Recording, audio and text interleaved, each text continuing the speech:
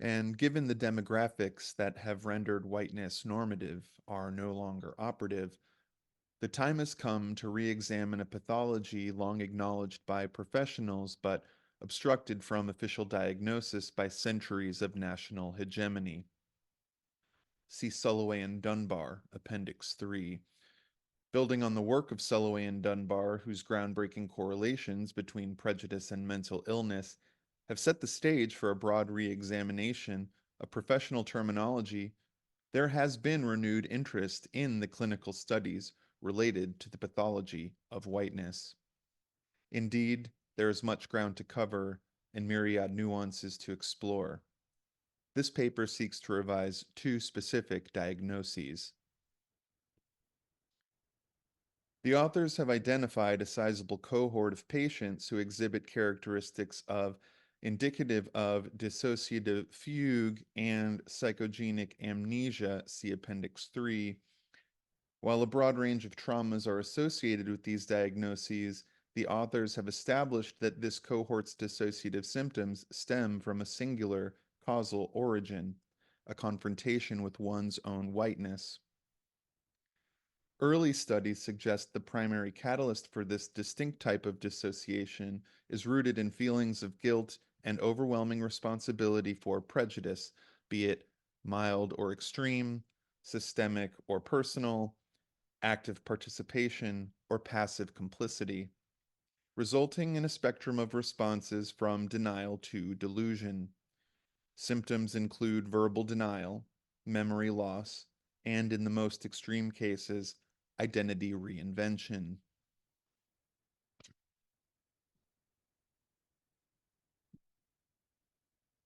The authors argue these symptoms require special consideration separate from their existing diagnoses under current categories. Such dissociative symptoms should be outgrowths of the pending category of whiteness. The authors suggest the subcategorical term dissociative whiteness to clearly differentiate between varieties of denial associated with other conditions. As such, existing treatments for recognized dissociative disorders, while instructive, are not sufficient. The challenge of treatment lies in patients' denial of the underlying pathology, which itself is characterized by symptoms of denial, creating a compound pathology akin to what some cross-disciplinary scholars have termed epistemologies of ignorance. See Mills, Appendix 3. The authors report difficulty establishing a baseline from which patients have deviated and to which they may safely return to begin addressing core underlying identity issues. Patients who cannot or refuse to understand the underlying pathology prove less responsive to treatment. Based on extensive research, interviews, controlled experiments, and various therapeutic methods, the authors have identified three types of denial related to dissociative whiteness, with responses to treatment varying based on each patient's understanding of their core pathological identity.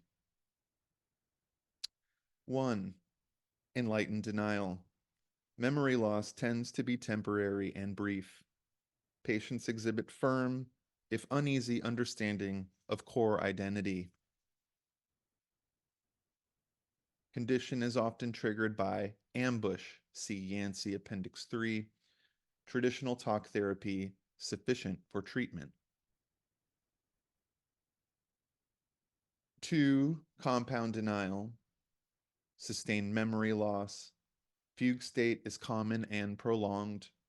Condition is often triggered by an unconscious incident of prejudice made conscious, usually through confrontation. Patients exhibit little to no understanding of core identity. Intense treatment beyond traditional CBT required. 3. Delusional denial, memory loss, alteration, invention, and replacement. Complete identity reinvention. Condition appears to correlate with exposure to extremist identity groups. Additional symptoms resemble monomaniacal zoanthropy with elements of clinical lycanthropy. Experimental treatments in progress, see Appendix 7.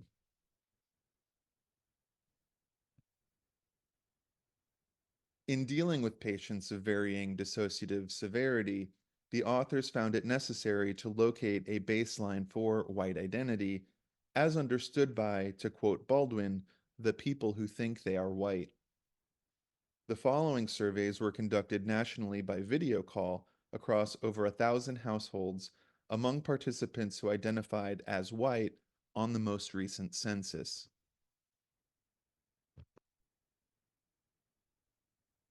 How many times a week do you feel unsafe? Concern for one's safety proved to be a notable component of white identity. As you can see, over 50% of respondents reported feeling unsafe 4 or more times a week. How many times a week do you feel like a victim of injustice? Victimhood was also a common unifying trait. How often do you feel a pervasive longing for grass and solitude? Rarely? On occasion? Often? Constantly? Here we see an example of how the survey questions begin to evolve and probe at the more elusive aspects of white identity. Regarding these particular responses, the authors would like to suggest that this desire for open space and isolation, considered a normative preference for centuries, should be instead understood as highly misanthropic, a characteristic that was actually described this way by Du Bois just as long ago, see Appendix 3. How do you feel in the presence of artifacts encased in glass? Ambivalent, intrigued, guilty, sexually aroused? Here is another question, seemingly evasive in its wording. However, the authors found such phrasing helpful in penetrating the mythomaniacal white mind. These responses, in combination with the previous question and others, reveal an underlying settler colonial impulse, seemingly on the ontological level. See Yancey's concept of the opaque white racist self, Appendix 3.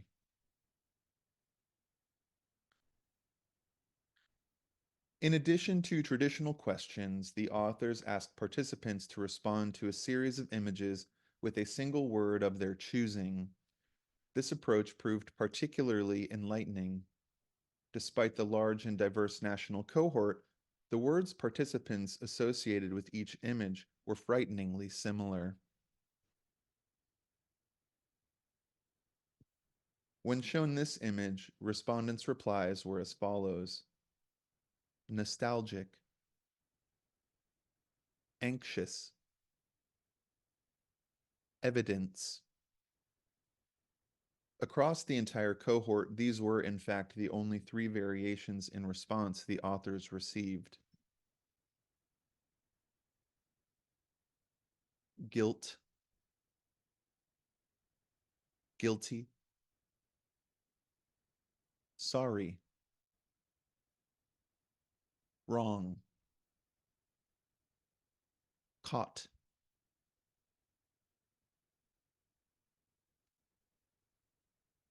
Quite strikingly, in this instance, although the authors report a variety of facial expressions in reaction to the image, when it came to a verbal response, not a single patient said anything at all.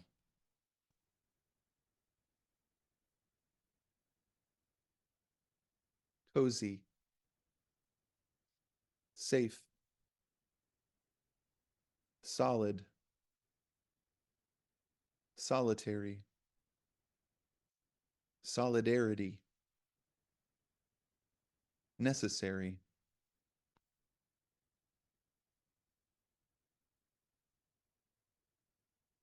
Nothingness, awfulness, alabaster, albatross.